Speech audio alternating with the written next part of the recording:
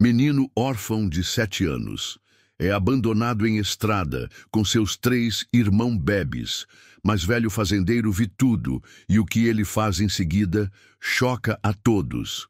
Assista até o final, você não vai se arrepender.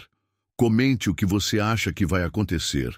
Sua opinião é muito importante. E se inscreva no meu canal para apoiar meu trabalho. Sua ajuda é muito importante. A neblina da manhã ainda cobria a estrada de terra quando João Ferreira parou sua caminhonete velha bem no meio do caminho. Aos 68 anos, com as mãos calejadas de décadas trabalhando na fazenda Santa Rita, ele já tinha visto muita coisa na vida, mas nada que o preparasse para aquela cena. Ali, sentado na beira da estrada como um pequeno guardião, estava um menino de 5 anos, segurando 2 bebês nos braços e protegendo uma terceira criancinha que dormia a seus pés sobre um cobertor rasgado. O menino levantou os olhos quando ouviu o barulho do motor. Eram olhos grandes, escuros, cheios de uma determinação que não deveria existir no rosto de uma criança tão pequena. Não havia lágrimas, não havia pedidos de ajuda. Apenas um olhar firme que dizia, eu cuido deles, sem precisar pronunciar uma palavra. João desceu da caminhonete devagar, como quem se aproxima de um animal ferido. O menino apertou os bebês contra o peito, seus bracinhos magros tremendo não só pelo frio da manhã, mas pelo esforço de carregar tanto peso por tanto tempo. As roupinhas das crianças estavam sujas, molhadas do sereno, e o cheiro azedo indicava que as fraldas precisavam ser trocadas há horas. Oi, meu filho, disse João com a voz mais suave que conseguiu. Qual é o seu nome? O menino hesitou por um momento, olhando para os lados, como se esperasse que alguém aparecesse para levá-lo embora. Quando finalmente falou, sua voz saiu rouca, como se não tivesse usado por muito tempo. Miguel, sussurrou, esses são meus irmãos. Os gêmeos se chamam Pedro e Paulo, têm 8 meses. A bebê é a Ana, tem 3 meses. João sentiu o coração apertar. Conhecia bem aquela estrada. Era a única que ligava a cidade ao interior, e muitas vezes serviu como rota de fuga para pessoas desesperadas. Não era a primeira vez que encontrava alguém abandonado ali, mas nunca 4 crianças tão pequenas. Onde estão os seus pais, Miguel? O menino baixou os olhos, abraçando os bebês com mais força. Eles foram embora durante a noite. Disseram que iam voltar, mas sua voz falhou. Eu sei que não vão. Igual fizeram com a gente antes. As palavras saíram como punhaladas no coração de João. Ele se ajoelhou na terra úmida, tentando ficar na altura dos olhos do menino. Há quanto tempo vocês estão aqui? Desde que escureceu ontem, Miguel respondeu, e pela primeira vez sua voz tremeu. Os bebês estão com fome. Eu tentei dar água do açude ali, mas eles não querem. Só choram. João olhou para os bebês nos braços de Miguel. Pedro e Paulo estavam quietos demais para crianças daquela idade, com os rostinhos pálidos e os olhos vidrados. A pequena Ana nem se mexia, respirando de forma irregular. Não eram apenas fome e frio. Era desidratação. E grave. Miguel, eu preciso levar vocês para um lugar seguro, onde tem comida e um lugar quente para dormir. João disse, estendendo os braços. Você confia em mim?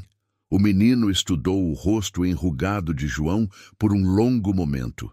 Havia algo naqueles olhos gentis, naquelas mãos estendidas sem pressa, que o fez relaxar os ombros tensos pela primeira vez em horas.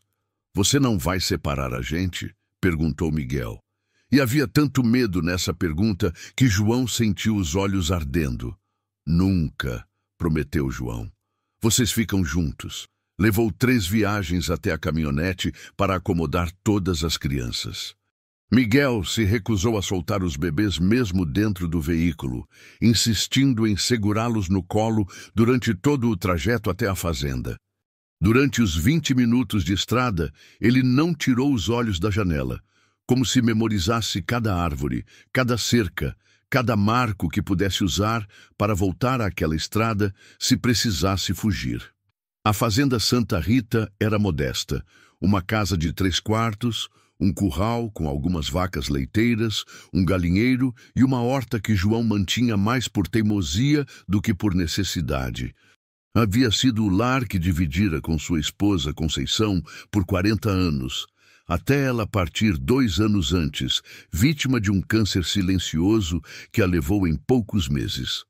Desde então, a casa ecoava vazia, grande demais para um homem sozinho que passou a viver apenas de café requentado e pão dormido. Agora, carregando a pequena Ana, enquanto Miguel seguia atrás com os gêmeos, João sentia a casa respirar diferente. Havia vida ali, movimento, necessidade urgente de cuidado. Era aterrorizante e reconfortante ao mesmo tempo. Na cozinha, João abriu todos os armários que não mexia há meses, procurando algo que pudesse servir para os bebês.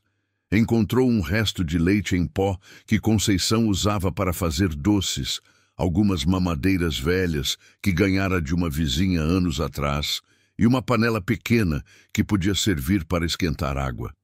Miguel observava cada movimento com atenção de gato.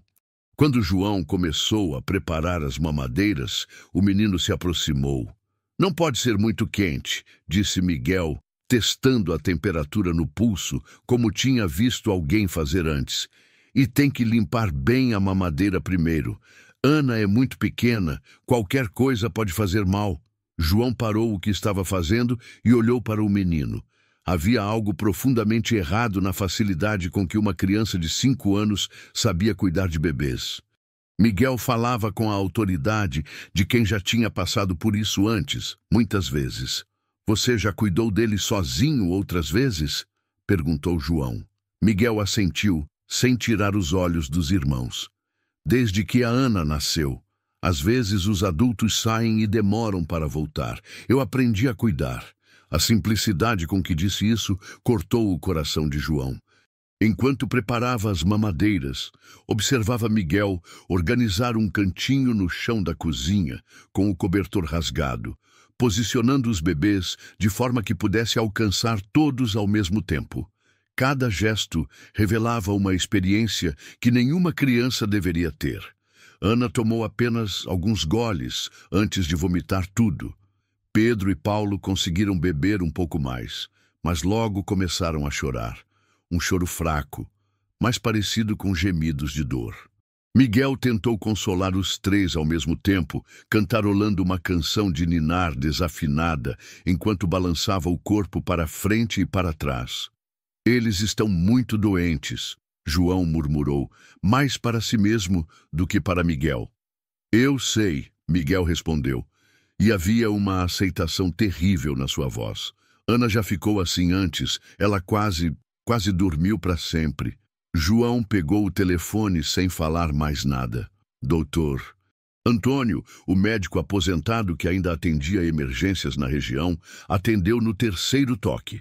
"Doutor, é o João da Santa Rita. Preciso que o senhor venha aqui urgente. Tenho 4 crianças muito debilitadas."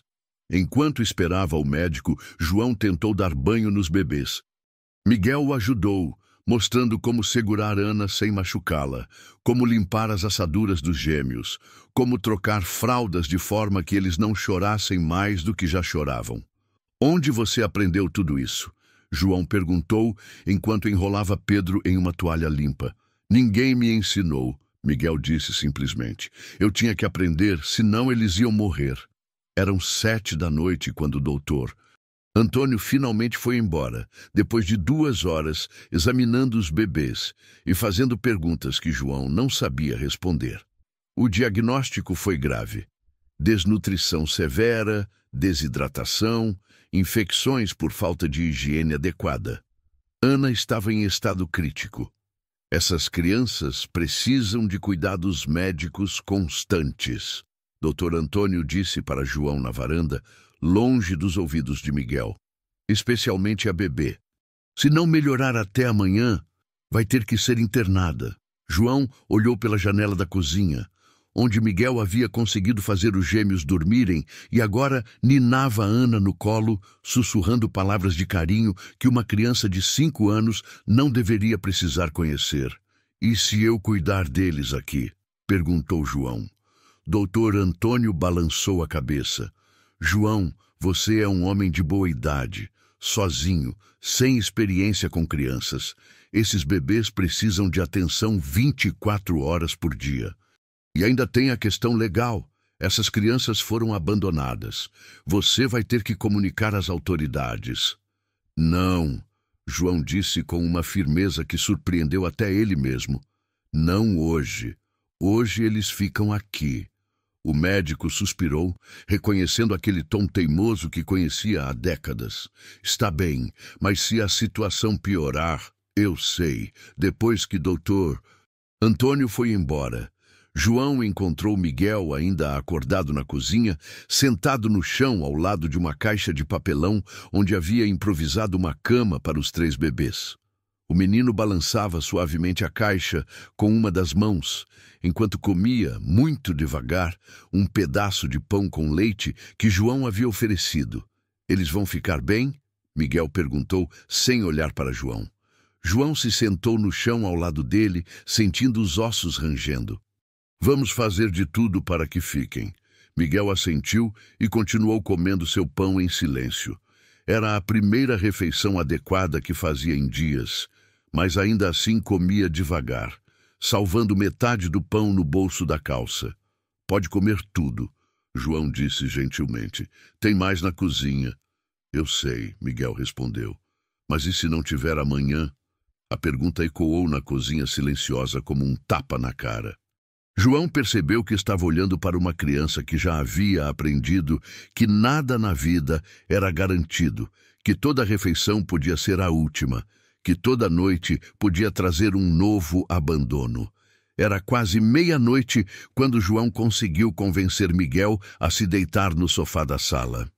O menino só aceitou depois que João prometeu que ficaria de guarda ao lado dos bebês e o acordaria se alguma coisa acontecesse. Sozinho na cozinha, João se sentou na cadeira de madeira onde Conceição costumava descascar legumes e ficou observando as 4 crianças dormindo. Ana respirava de forma irregular, intercalando suspiros profundos com pausas que duravam longos segundos. Pedro e Paulo se mexiam constantemente, como se mesmo dormindo não conseguissem encontrar conforto. Às 3 da madrugada, Ana começou a chorar. Um choro fraco, mais parecido com miados de gato. João tentou dar mamadeira, trocar fralda, ninar, mas nada funcionava. O choro acordou os gêmeos, que também começaram a chorar, criando uma sinfonia desesperadora na cozinha silenciosa. Foi então que Miguel apareceu na porta, com os cabelos bagunçados e os olhos inchados de sono. "Ela está com dor", disse, pegando Ana no colo com movimentos precisos. "Quando ela chora assim, é porque a barriguinha está doendo." Miguel começou a massagear suavemente a barriga da bebê, cantarolando baixinho uma música que João não conhecia. Em poucos minutos, Ana parou de chorar. Os gêmeos, como se entendessem que tudo estava bem, também se acalmaram. "Como você sabia?" João perguntou, impressionado. Miguel deu de ombros, continuando a ninar Ana. "Eu sempre sei quando eles precisam de mim."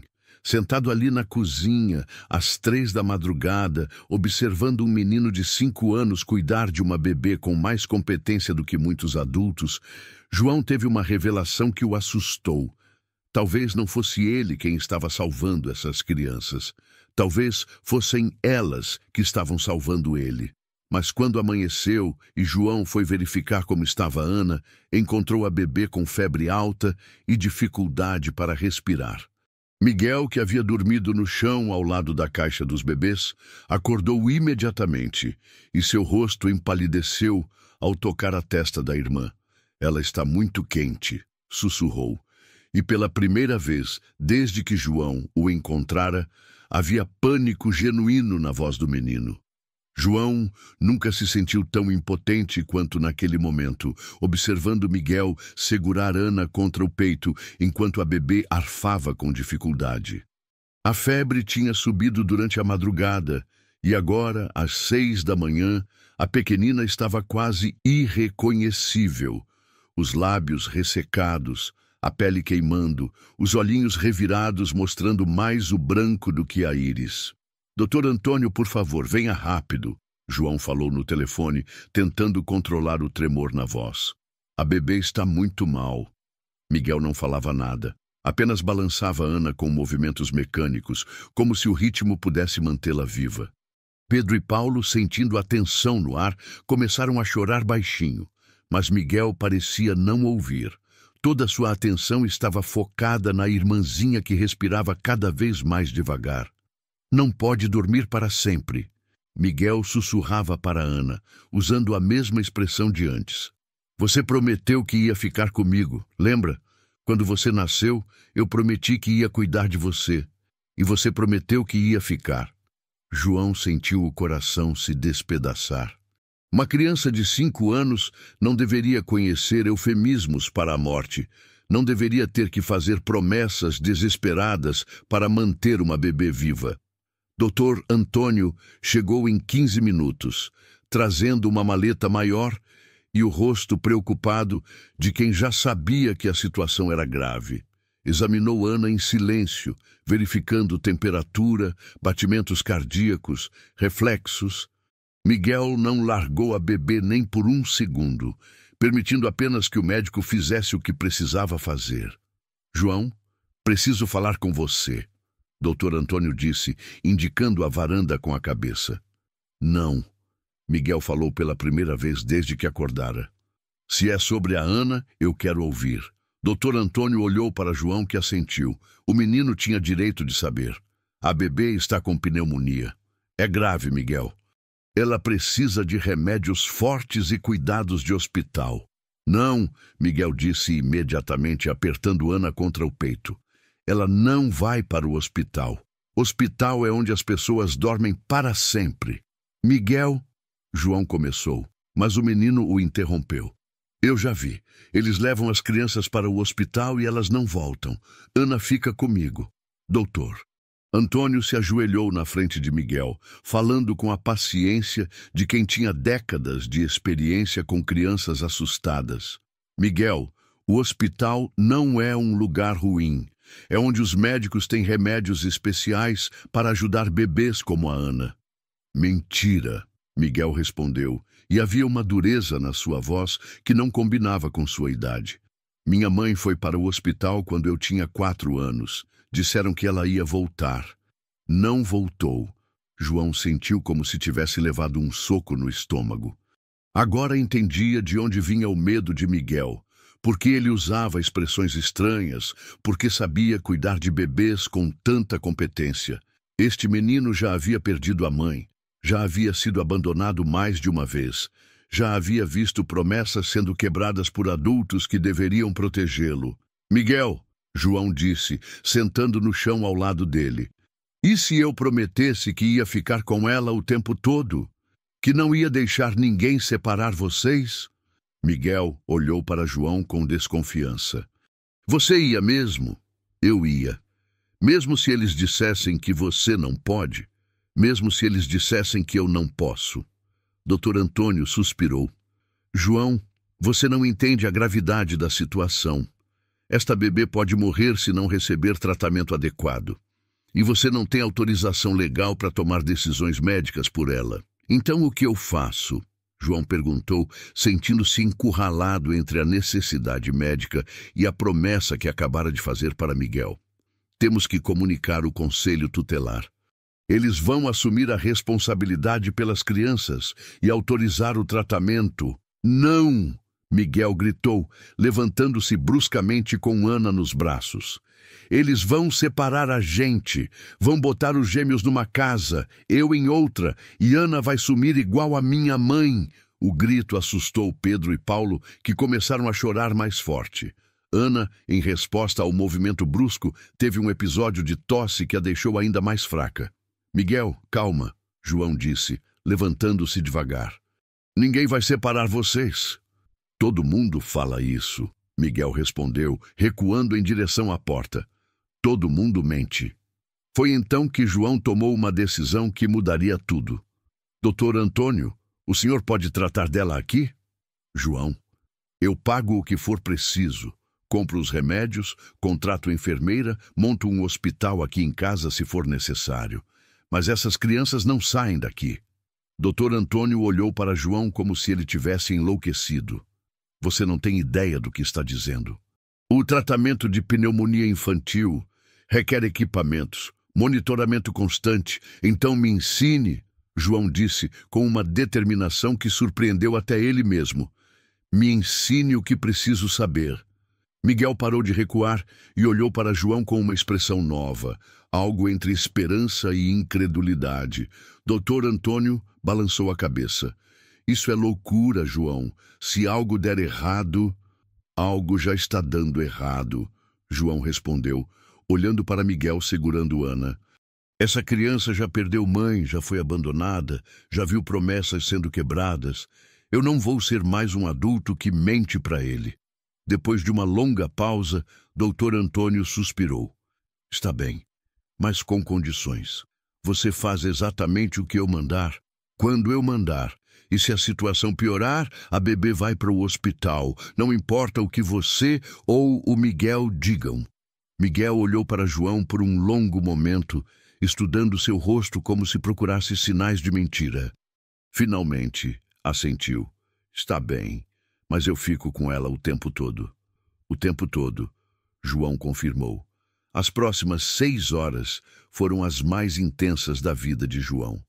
Doutor Antônio transformou a sala em uma enfermaria improvisada, ensinando João a aplicar injeções, a medir temperatura de hora em hora, a reconhecer sinais de piora. Miguel se recusou a se afastar de Ana por mais de alguns minutos, mesmo para ir ao banheiro. Foi durante a tarde, enquanto João preparava uma nova dose de antibiótico, que Miguel finalmente começou a falar sobre seu passado. Eu morava com minha mãe numa casa pequena na cidade, começou, ainda segurando Ana. Ela trabalhava numa fábrica e voltava muito cansada. Quando ela ficou doente, vieram umas pessoas e me levaram para morar com a tia Raimunda. João continuou preparando o remédio, mas prestava atenção em cada palavra. A tia Raimunda já cuidava de outros meninos. Tinha o Bruno, que tinha 8 anos, a Carla, que tinha 6, e o Gabriel, que era bebê igual a Ana. A casa era pequena demais para todo mundo. Miguel parou de falar por um momento, verificando se Ana ainda estava respirando. Quando a Ana nasceu, nasceram os gêmeos também. A tia Raimunda disse que não podia cuidar de todo mundo. Disse que ia achar uma família boa para nós, mas... Sua voz falhou. Mas ela mentiu. João completou. Miguel assentiu. Ela colocou a gente no carro de noite, junto com uns homens que eu não conhecia. Disse que eles iam levar a gente para uma casa melhor, mas eles só dirigiram até a estrada e mandaram a gente sair. João sentiu a raiva crescer no peito. Quanto tempo vocês ficaram com essa tia Raimunda? Desde que minha mãe foi para o hospital. 8 meses. 8 meses. Miguel havia cuidado de 3 bebês por 8 meses numa casa superlotada, com uma mulher que claramente não queria a responsabilidade. João agora entendia porque o menino sabia tanto sobre cuidar de crianças, porque tinha desenvolvido aquela maturidade assustadora. Miguel, João disse, terminando de preparar o remédio. Você sabe que não foi culpa sua, né? O que aconteceu com sua mãe, o que a tia Raimunda fez, nada disso foi culpa sua. Miguel não respondeu, mas João viu seus olhos se encherem de lágrimas, as primeiras que via desde que encontrara o menino na estrada. Eu prometi para minha mãe que ia cuidar deles, Miguel sussurrou. Antes dela ir para o hospital, ela me fez prometer que ia ser o irmão mais velho, que ia proteger os bebês. Mas eu não consegui proteger. Eles ficaram doentes, passaram fome. Você fez mais do que qualquer criança deveria ter que fazer. João disse, sentando ao lado de Miguel. Você salvou eles, Miguel. Se você não tivesse cuidado deles todos esses meses, eles não estariam vivos agora. Naquele momento, Ana abriu os olhos pela primeira vez em horas. Ainda estava fraca, ainda respirava com dificuldade, mas havia algo diferente, uma clareza no olhar que não existia pela manhã. Ela está melhor, Miguel disse. E havia uma mistura de alívio e medo na sua voz, como se não ousasse acreditar. Doutor Antônio, que havia saído para buscar mais remédios, voltou naquele momento e examinou Ana novamente. A febre baixou, disse, claramente surpreso. Os pulmões ainda estão congestionados, mas ela está respondendo ao tratamento melhor do que eu esperava. Miguel sorriu pela primeira vez desde que João o conhecera, um sorriso pequeno, hesitante, mas genuíno. Ela vai ficar boa. Vai levar alguns dias, Dr. Antônio respondeu. Mas se ela continuar respondendo assim ao tratamento, sim, ela vai ficar boa. João sentiu como se um peso de toneladas tivesse saído dos seus ombros. Mas sua alegria durou pouco, porque naquele momento ouviu o som de um carro parando na frente da casa. Através da janela, viu um carro oficial com o brasão da prefeitura. Uma mulher de terno desceu do carro, carregando uma pasta e uma expressão séria. Serviço social, Dr. Antônio murmurou, reconhecendo o carro. Miguel ficou pálido. Eles vieram nos buscar, sussurrou, apertando Ana contra o peito. Eu sabia que iam vir. João olhou para Miguel, para os bebês, para a sala que tinham transformado em enfermaria improvisada. Em menos de 48 horas, aquelas crianças haviam virado sua vida de cabeça para baixo. Haviam preenchido um vazio que ele nem sabia que existia. A mulher bateu na porta com batidas firmes, oficiais. Boa tarde. Sou Márcia Santos, assistente social do município. Recebemos uma denúncia de que há crianças em situação irregular nesta residência. João olhou para o doutor Antônio, que desviou o olhar, claramente desconfortável. Alguém havia feito a denúncia, e João suspeitava de quem? Miguel. João disse baixinho. Eu prometi que ia proteger vocês, e eu vou cumprir. Mas quando abriu a porta para enfrentar Márcia Santos, João não fazia ideia de como ia cumprir essa promessa. A mulher entrou na casa, com a autoridade de quem estava acostumada a retirar crianças de lares inadequados, e seu olhar calculista varreu a sala improvisada como se já estivesse catalogando todas as irregularidades que encontrava. Senhor Ferreira, o senhor está ciente de que manter crianças abandonadas sem comunicar às autoridades competentes é crime? Márcia Santos entrou na casa com passos firmes, seus sapatos de salto ecoando no piso de cerâmica como uma contagem regressiva. Seus olhos treinados capturaram cada detalhe. A sala, transformada em enfermaria, os remédios espalhados pela mesa, o cobertor rasgado ainda jogado no canto e, principalmente, Miguel segurando Ana como se ela fosse a coisa mais preciosa do mundo. Senhor Ferreira, ela repetiu, tirando uma caneta da pasta. Estou esperando uma resposta. O senhor está ciente de que manter crianças abandonadas sem comunicar às autoridades competentes constitui crime? João sentiu a boca secar. Aos 68 anos, nunca havia tido problemas com a lei. Nunca havia sequer recebido uma multa de trânsito. Agora estava sendo acusado de crime por tentar salvar 4 crianças. Eu encontrei elas ontem de manhã, João disse, tentando manter a voz firme. A bebê estava muito doente. Minha prioridade era cuidar da saúde delas. Sua prioridade deveria ter sido comunicar imediatamente o conselho tutelar, Márcia replicou, fazendo anotações. Essas crianças deveriam estar em abrigos especializados, recebendo cuidados adequados. Cuidados adequados? Miguel falou pela primeira vez, sua voz pequena, mas carregada de revolta. Igual os cuidados da tia Raimunda? Márcia olhou para Miguel com interesse renovado. Você conhece Raimunda Oliveira? Miguel assentiu, abraçando Ana mais forte. Ela disse que ia cuidar da gente, mas só queria o dinheiro que vinha do governo. Quando nasceram muitos bebês, ela disse que não dava mais lucro. João viu a expressão de Márcia mudar ligeiramente. Ela havia parado de escrever e agora observava Miguel com mais atenção. Miguel, quantas crianças moravam na casa da senhora Raimunda? Muitas. Mudava sempre. Às vezes tinha 10, às vezes tinha 15. Os bebês dormiam em caixas de papelão porque não tinha berço para todo mundo. Doutor Antônio, que havia permanecido em silêncio até então, se manifestou. Márcia, estou acompanhando o estado de saúde dessas crianças. Elas chegaram aqui desnutridas, desidratadas, com sinais claros de negligência prolongada. Negligência que continuará se permanecerem sob os cuidados de um homem solteiro, sem experiência, sem condições adequadas. Márcia respondeu, mas sua voz tinha perdido um pouco da dureza inicial. Sem condições adequadas? João sentiu a raiva crescer no peito. Doutor Antônio, conte para ela como tratamos a Ana desde ontem. Doutor. Antônio hesitou, claramente dividido entre sua responsabilidade profissional e o que havia presenciado. A bebê chegou em estado crítico, pneumonia severa, desidratação grave.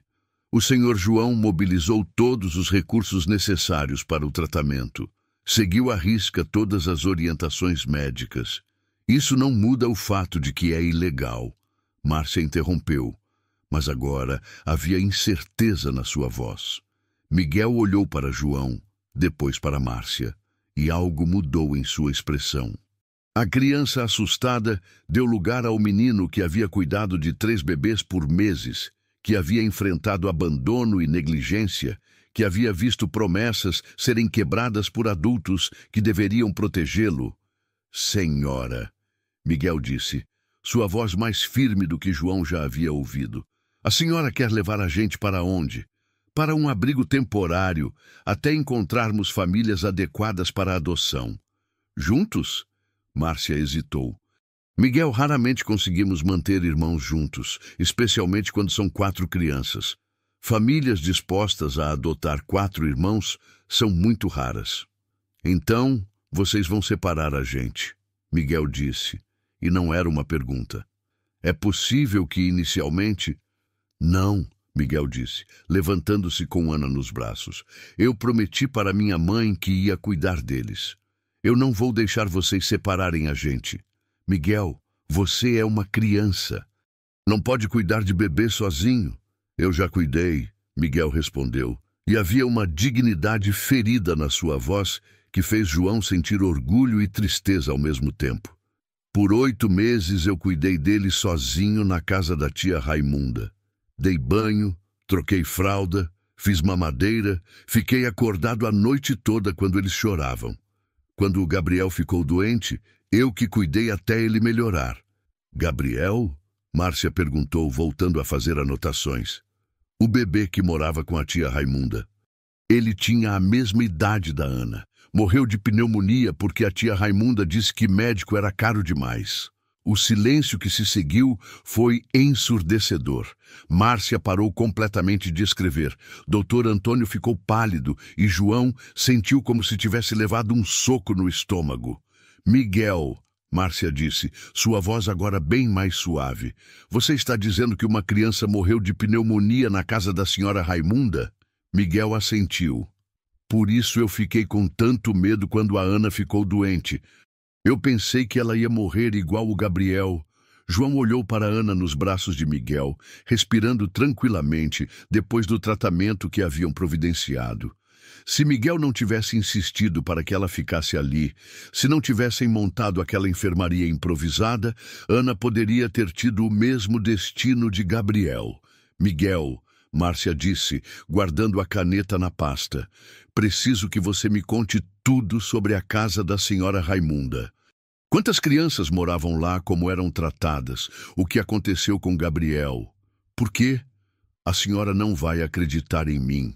Adulto nunca acredita em criança. A observação cortou o coração de todos os presentes.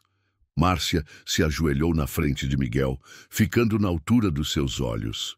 Miguel, eu prometo que vou investigar tudo o que você me contar. Se a senhora Raimunda estava maltratando crianças, ela vai ser punida. Miguel olhou para João procurando confirmação. João assentiu. Pode contar, Miguel. Ela precisa saber. Durante a hora seguinte, Miguel contou detalhes que fizeram Márcia anotar página após página. A casa superlotada, as crianças dormindo no chão, os bebês dividindo mamadeiras sujas, a falta de fraldas que deixava as crianças assadas e machucadas. Contou sobre como ele assumira o cuidado dos irmãos porque ninguém mais se importava, como aprender a trocar fraldas, vendo as outras crianças mais velhas, como improvisar remédios quando os bebês ficavam doentes. E quando a Ana, Pedro e Paulo nasceram? Márcia perguntou. A mãe dos gêmeos era muito nova, acho que tinha 15 anos. Ela chorava muito depois que eles nasceram. Um dia ela sumiu e deixou os bebês. A tia Raimunda ficou muito brava, disse que não podia cuidar de mais bebês. E a Ana? Miguel abaixou os olhos. A mãe da Ana morreu quando ela nasceu. Trouxeram a Ana, recém-nascida, para a tia Raimunda. Ela disse que bebê recém-nascido dá muito trabalho e não compensa. João sentiu os olhos arderem.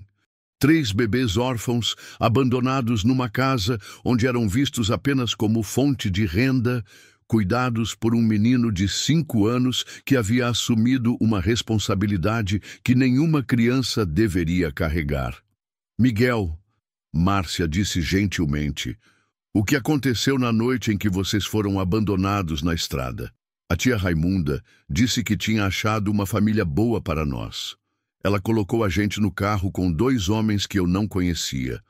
Eles dirigiram muito tempo, depois pararam na estrada e mandaram a gente sair. Ela não foi com vocês? Miguel balançou a cabeça. Ela ficou em casa. Antes de a gente sair, ouvi ela falando no telefone com alguém. Ela disse, problema resolvido. Podem mandar o dinheiro. A revelação caiu como uma bomba na sala. Márcia parou de escrever e olhou para Miguel com horror. Miguel, você tem certeza de que ouviu isso? Tenho. Eu sempre presto atenção quando os adultos falam. Aprendi que é importante saber o que eles estão planejando. Dr. Antônio se manifestou pela primeira vez em muito tempo. Márcia, isso não é abandono simples, é tráfico de crianças. Márcia assentiu claramente abalada. Miguel, você lembra de alguma coisa sobre esses homens que levaram vocês até a estrada? Miguel pensou por um momento. Eles falaram que tinham mais crianças para buscar em outras casas. Um deles disse que ia ser uma remessa grande dessa vez. A sala ficou em silêncio absoluto. João sentia o mundo girando ao seu redor.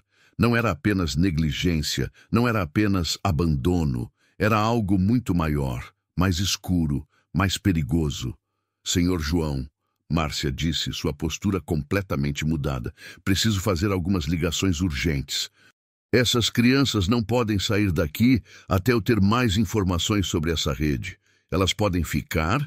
João perguntou, mal acreditando no que ouvia. Por enquanto, sim. Na verdade, pode ser mais seguro para elas ficarem aqui. Se existe uma rede organizada de tráfico de crianças, os abrigos oficiais podem não ser seguros. Miguel, que havia acompanhado toda a conversa com atenção de adulto, finalmente relaxou os ombros. Ana havia adormecido em seus braços, respirando tranquilamente, e Pedro e Paulo brincavam quietos no canto da sala. Mas a sensação de alívio de João durou pouco. Márcia fez suas ligações. Falou em códigos que ele não entendia. Mencionou operação especial e proteção de testemunhas. Quando desligou o telefone, sua expressão era grave. Senhor João, preciso ser honesta com o senhor. A situação é mais complicada do que imaginávamos. Isso significa que até essa rede ser desmantelada, essas crianças podem estar em perigo. João olhou para Miguel, que segurava Ana com a proteção feroz de um irmão mais velho, mas também com a vulnerabilidade de uma criança de 5 anos que já havia sofrido demais. Que tipo de perigo? Se a tal Raimunda descobrir que Miguel está vivo e falando, Se os homens que os abandonaram na estrada perceberem que ele pode identificá-los... Márcia não precisou terminar a frase. João sentiu o sangue. Gelar! Miguel pode ser a chave para desmantelar uma rede de tráfico que opera há anos na região. O que isso significa? Significa que ele vai ter que prestar depoimento, vai ter que identificar pessoas, vai ter que reviver tudo o que passou. O que fazemos? Por enquanto eles ficam aqui em segurança, mas vou precisar instalar um sistema de proteção. Câmeras, comunicação direta com a polícia, talvez até seguranças. Miguel havia escutado toda a conversa e agora olhava para João com uma expressão que misturava medo e culpa. Eu causei problemas para o senhor, não foi? João se ajoelhou na frente de Miguel, colocando as mãos nos ombros magros do menino. Miguel, você não causou problema nenhum. Você foi corajoso, contou a verdade e agora vai ajudar a proteger outras crianças. Mas agora eles querem machucar a gente. João olhou nos olhos escuros de Miguel, vendo ali o medo de uma criança que já havia perdido tudo uma vez e agora temia perder novamente. Miguel, eu prometo que não vou deixar ninguém machucar vocês, não importa o que aconteça. Mas mesmo enquanto fazia a promessa, João sabia que estava entrando em águas muito mais profundas e perigosas do que imaginara. Não era mais apenas sobre dar um lar para 4 crianças abandonadas. Era sobre protegê-las de pessoas que as viam como mercadoria, que não hesitariam em fazer qualquer coisa para manter seus segredos enterrados. Quando Márcia foi embora, prometendo voltar no dia seguinte com uma equipe de proteção, João trancou todas as portas e janelas da casa. Miguel, como se entendesse a gravidade da situação, assumiu uma postura ainda mais protetora com os bebês. Senhor João, Miguel disse enquanto preparavam o jantar, se eles vierem buscar a gente, o senhor não precisa tentar nos proteger. O senhor pode falar que não nos conhece. A sugestão partiu o coração de João. Uma criança de 5 anos estava oferecendo para sacrificar sua própria segurança, para proteger um homem que conhecia há apenas 2 dias. Miguel, eu nunca faria isso. Vocês são minha família agora. Miguel sorriu, o segundo sorriso genuíno que João via no rosto do menino. Mas o sorriso desapareceu quando ouviram o som de um carro parando do lado de fora da casa. João olhou pela janela e viu um carro que não reconhecia, com vidros escuros, parado na estrada em frente ao portão. 2 figuras sombrias estavam do lado de fora, observando a casa. João sentiu o coração disparar quando viu as 2 figuras do lado de fora da casa. Miguel, percebendo a tensão, rapidamente pegou Ana no colo e sussurrou para os gêmeos ficarem quietos. O silêncio na casa ficou pesado, interrompido apenas pela respiração ofegante de João e pelo leve choramingar de Pedro. Senhor João, Miguel sussurrou, são eles, os homens que nos abandonaram na estrada. João fechou os olhos por um momento, sentindo o peso da responsabilidade. Como um fazendeiro de 68 anos poderia proteger 4 crianças de criminosos? Mas quando abriu os olhos e viu Miguel segurando Ana com aquela coragem desesperada, soube que não havia escolha. Essas crianças eram sua família agora, e ele lutaria por elas até o último suspiro. O telefone tocou, fazendo todos se sobressaltarem. João atendeu com mãos trêmulas. João, aqui é a Márcia. Estou vindo para aí com uma equipe. Recebemos informações de que podem tentar algo hoje. Eles já estão aqui. João sussurrou no telefone. 2 homens num carro escuro, parados em frente ao portão. João, escute bem. Tranque todas as portas. Mantenha as crianças longe das janelas. Estamos a 5 minutos daí. João desligou e olhou para Miguel, que havia escutado toda a conversa. Miguel, leva os bebês para o quarto do fundo e tranca a porta. Não sai de lá até eu falar que pode. E o senhor? Eu vou ficar aqui. Miguel hesitou por um momento, depois assentiu. Pegou Ana, chamou Pedro e Paulo e desapareceu no corredor. João ouviu a porta do quarto se fechar e a chave girando na fechadura. Os homens não tentaram entrar na casa. Permaneceram do lado de fora, apenas observando, como se estivessem esperando algo. João percebeu que estavam falando no telefone, coordenando com alguém. A espera foi torturante. 5 minutos se transformaram em uma eternidade, até que João ouviu o som de várias sirenes se aproximando. 3 carros da polícia e uma van do conselho tutelar pararam na frente da casa. Os 2 homens tentaram fugir, mas foram cercados antes mesmo de conseguir ligar o carro. Márcia entrou na casa acompanhada de 2 policiais. João, está tudo bem? Onde estão as crianças? No quarto do fundo. Miguel os levou para lá quando viu os homens. Miguel! Márcia chamou, batendo na porta do quarto. Podem sair. Está tudo seguro agora. A porta se abriu devagar e Miguel apareceu carregando Ana, com Pedro e Paulo agarrados nas suas pernas. Seus olhos vasculharam a sala, procurando sinais de perigo, antes de relaxar ao ver os policiais. Pegaram eles? Miguel perguntou. Pegamos, confirmou um dos policiais. E graças ao seu depoimento de ontem, conseguimos localizar a casa da tal Raimunda também. Encontramos 15 crianças em condições terríveis. Miguel ficou pálido. 15? Quando eu morava lá, só tinha 8. A operação estava crescendo, Márcia explicou. Miguel, sua coragem de contar a verdade salvou muitas crianças.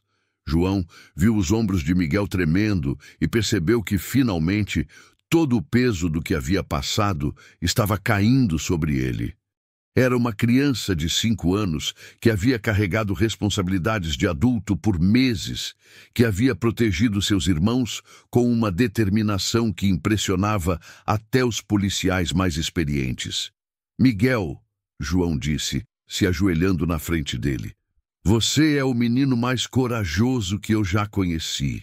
Eu estava com medo, Miguel confessou, as lágrimas finalmente correndo pelo rosto. Eu estava com muito medo que eles fossem levar a gente de novo. Não vão, Márcia disse, e havia algo diferente na sua voz, algo que fez João prestar atenção. Na verdade, tenho uma novidade para vocês. Márcia tirou alguns papéis da pasta, sorrindo pela primeira vez desde que João a conhecera. João, depois de tudo o que aconteceu, depois de ver como você cuidou dessas crianças, e principalmente depois de ver como Miguel confia em você, o Conselho Tutelar tomou uma decisão especial. João sentiu o coração acelerar. Que decisão? Vamos acelerar o processo de adoção. Considerando as circunstâncias excepcionais, a forma como você protegeu essas crianças e o fato de que separar esses irmãos seria prejudicial para eles, aprovamos sua candidatura como pai adotivo dos 4. O silêncio que se seguiu foi diferente de todos os outros que haviam compartilhado. Era um silêncio de incredulidade, de alegria contida, de alívio profundo. Isso significa, João começou, mas não conseguiu terminar a frase. Significa que vocês são oficialmente uma família, Márcia confirmou. Miguel, Ana, Pedro e Paulo agora são legalmente seus filhos. Miguel olhou para João com olhos arregalados. Para sempre? Para sempre, João confirmou, sentindo as lágrimas escorrerem pelo rosto. Miguel soltou um soluço e se jogou nos braços de João, ainda segurando Ana. Pedro e Paulo, entendendo que algo bom estava acontecendo, começaram a rir e bater palmas. Mas tem mais, Márcia disse, claramente emocionada. A comunidade local se mobilizou. Quando souberam da sua história, várias famílias se ofereceram para ajudar.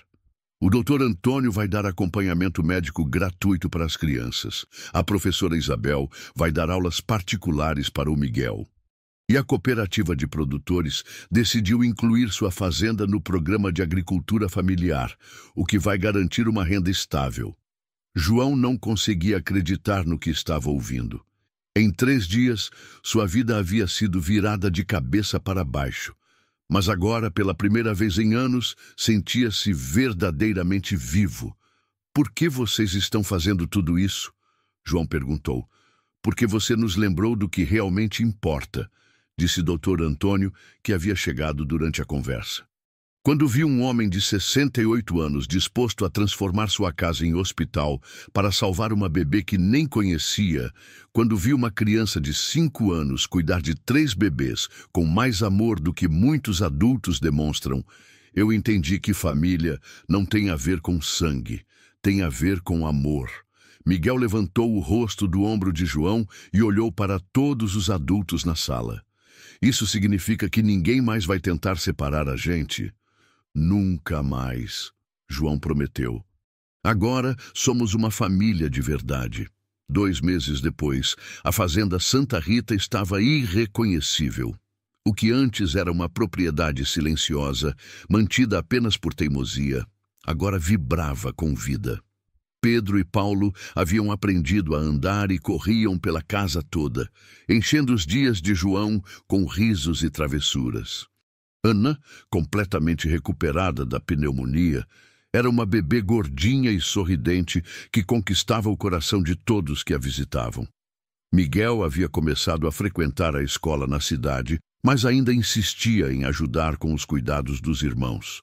Havia desenvolvido uma paixão pela agricultura e passava horas ajudando João na horta, demonstrando um talento natural que impressionava até os agricultores mais experientes da região. Senhor João, Miguel disse uma tarde, enquanto regavam as plantas juntos, posso te perguntar uma coisa? Claro, meu filho, porque o senhor nos ajudou. O senhor não nos conhecia, podia ter passado direto na estrada. João parou de regar e olhou para Miguel. O menino havia crescido alguns centímetros, ganhado peso, e seus olhos não tinham mais aquela dureza prematura. Ainda era maduro para sua idade, ainda cuidava dos irmãos com dedicação impressionante, mas agora também brincava, ria, fazia bagunça como qualquer criança de 5 anos. Miguel, você sabe que eu perdi minha esposa há 2 anos? Miguel assentiu. Desde então, eu vivia sozinho nesta casa grande, sem propósito, sem alegria. Quando encontrei vocês na estrada, eu não sabia que estava salvando vocês. Na verdade, foram vocês que me salvaram. Como assim? Você me ensinou o que é coragem de verdade. Ver uma criança de 5 anos proteger 3 bebês com tanta determinação me fez entender que eu havia desistido de lutar pela vida. Vocês me deram uma razão para acordar todos os dias. Miguel sorriu e voltou a regar as plantas.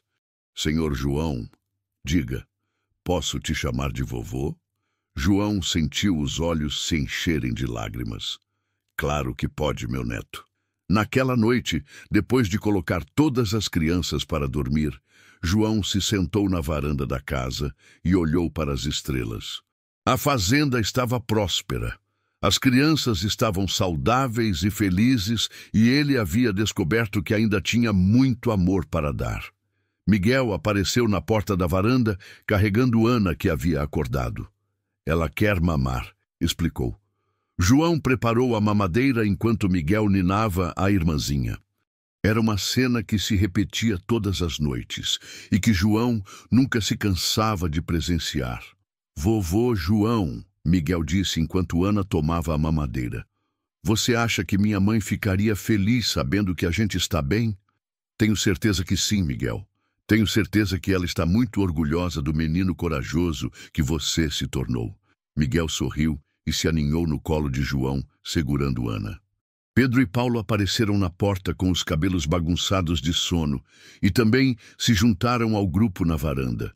Agora somos uma família de verdade, Miguel disse, ecoando as palavras que João havia dito meses antes.